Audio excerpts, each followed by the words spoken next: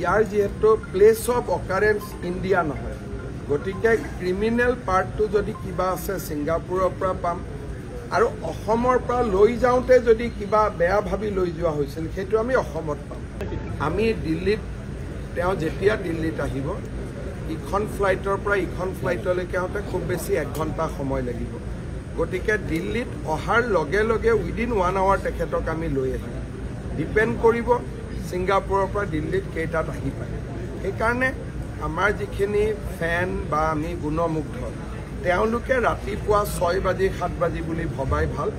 যদি নিশা আহেও আমি জুবিনৰ পৰিয়ালৰ সৈতে থকাৰ সুবিধা কৰি যোৰহাটৰ পৰা ৰাইজে দাবী কৰিছে যে তেজপুৰত জ্যোতি বিষ্ণু আছে গুৱাহাটীত ভূপেন হাজৰিকা আছে যোৰহাটত জুবিন গাৰ্গ থাকিব লাগে জুবিনৰ গুণমুগ্ধ যোৰহাটৰ ৰাইজে বিশেষকৈ উজনি ৰাইজে আমাক যথেষ্ট অনুৰোধ কৰিছে কিন্তু এই বিষয়ে মই যোৱাকালিয়ে কৈছোঁ যে চৰকাৰে অকলে সিদ্ধান্ত ল'ব খোজা নাই আমাৰ অসম সাহিত্য সভা সদৌ অসম ছাত্ৰ সন্থা বা আমাৰ যিখিনি শিল্পী আছে জুবিনৰ লগত যথেষ্ট জীৱনটো নিবিড়ভাৱে কটালে আমি তেওঁলোকৰ লগত আলোচনা কৰিম আৰু পৰিয়ালৰ যিটো ভিউ সেইটোতো আটাইতকৈ গুৰুত্বপূৰ্ণ যে পৰিয়ালে কি বিচাৰে গতিকে এই গোটেই কথাখিনি পতাৰ পিছতহে আমি অন্তিম সংস্কাৰৰ সিদ্ধান্ত ল'ম আৰু এই বিষয়ে কথা পাতিবৰ কাৰণে মই ৰনোজ পেগু বিমল বৰাক দায়িত্ব দিছোঁ তেওঁলোকে দল সংগঠন কলা কুশলী সকলোৰে লগত কথা পাতিব আৰু আমি জুবিনৰ ক্ষেত্ৰত কোনো সিদ্ধান্ত চৰকাৰীভাৱে নকৰি ৰাইজৰ দ্বাৰা আমি কৰিব খুজিছোঁ যাতে ৰাইজে বিচৰা মতে আমি কৰিব পাৰোঁ সেইটো চব সিদ্ধান্ত এইটোৱে যে আমি কাকো বাধা নিদিওঁ যিমান সময়লৈকে মানুহ আহি থাকিব সিমান দিন আমি ৰাখিব পাৰোঁ কিন্তু যিহেতু এমব্লেম হৈ আহিব শৰীৰটো কিমান সময় থাকিব পাৰিব ডাক্তৰে আমাক ক'ব ধৰক যেতিয়া আমি সংস্কাৰলৈকে লৈ যাওঁ তেতিয়ালৈকে যদি বডিটো একেবাৰে বেয়া অৱস্থাত হয় তেতিয়াও মানুহে বেয়া পাব সেইকাৰণে এইটো নিৰ্ভৰ কৰিব চিকিৎসকসকলৰ ওপৰত সিঙ্গাপুৰত এতিয়া তেওঁ এমব্লেমৰ কাম চলি আছে সি কিমান দিন শৰীৰটোক প্ৰটেক্ট কৰিব পাৰিব এতিয়া আজিতো আহোঁতে 24 ঘণ্টা হৈ যাব ইয়াতে 24 ঘণ্টা থাকিলে 48 ঘণ্টা আমি ক'লোঁ আৰু এদিন বঢ়াই দিয়ক 72 ঘণ্টা যদি যোৰহাটত লৈ যাব লাগে আৰু 6 ঘণ্টা ইমান দেৰি শৰীৰটোৱে থাকিব পাৰিব নাই গতিকে এইটো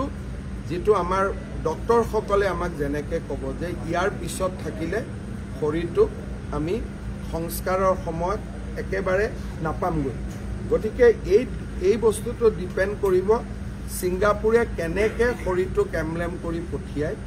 আৰু কিমান দিন শৰীৰটোক আমি ৰাখিব পৰা পৰ্যায়ত থাকিব এটা প্ৰশ্ন এই মুহূৰ্তত হয়তো আমি কৰিব নোৱাৰি তথাপিও আমি ৰাইজে যিহেতু ছ'চিয়েল মিডিয়া বা সংবাদ মাধ্যমতো কৈ আছে বহুত এজাহাৰ ৰাজ্যৰ বিভিন্ন প্ৰান্তত পৰিছে মৰিগাঁও থানাত শ্যামকানু মহন্ত আৰু সিদ্ধাৰ্থ শৰ্মাৰ বিৰুদ্ধে এখন এজাহাৰ কৰিছে অসম পুলিচে এজাহাৰখন ৰেজিষ্টাৰ কৰিছে আৰু তদন্ত নিশ্চিতভাৱে হ'ব যিহেতু FIR হৈছে আমি তদন্তৰ আওতাত শ্যামকানু মহন্তও আহিব সিদ্ধাৰ্থ গোস্বামীও আহিব সিদ্ধাৰ্থ শৰ্মাও আহিব আৰু সিঙ্গাপুৰৰ যিসকল লোক সেই সময়ত জুবিন গাৰ্গৰ লগত আছিলে